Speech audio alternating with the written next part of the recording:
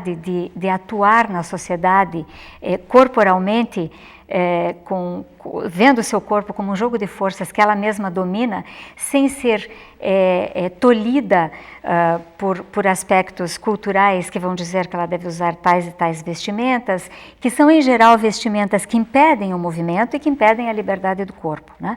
Nós poderíamos fazer sem nenhum anacronismo uma relação com as sociedades contemporâneas e o uso dos saltos altos, né?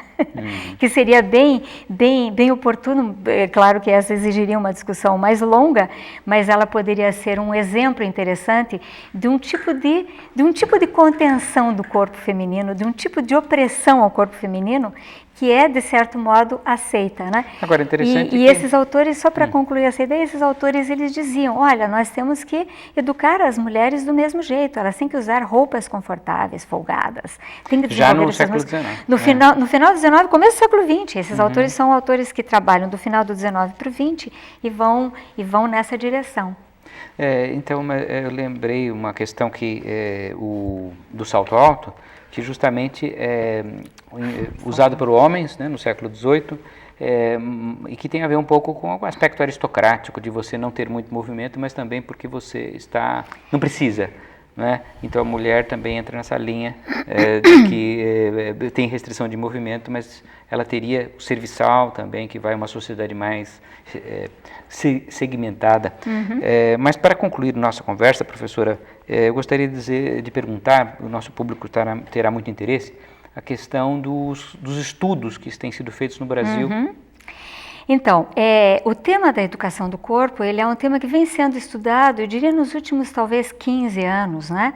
E há grupos importantes com os quais eu trabalho, nós interagimos bastante no campo da história da educação, né? Nós temos grupos de trabalho na Universidade Federal de Minas Gerais, né? A professora Andréa Moreno é um dos nomes que vem estudando isso. O professor Marcos Taborda de Oliveira, professor Tarcísio Mauro Vago, que são alguns dos estudiosos desse campo na UFMG. Temos também professores na Federal de Santa Catarina, um dos grandes expoentes é o professor Alexandre Fernandes Vaz, com quem também temos grande colaboração. Enfim, eu talvez possa esquecer alguns nomes aqui, mas para dizer que esse é um tema que vem sendo bastante tratado, e tratado pela história da educação, não restrito ao âmbito escolar, justamente para pensarmos que essa noção educação do corpo, ela estaria bastante vinculada à ideia dos processos civilizatórios, né?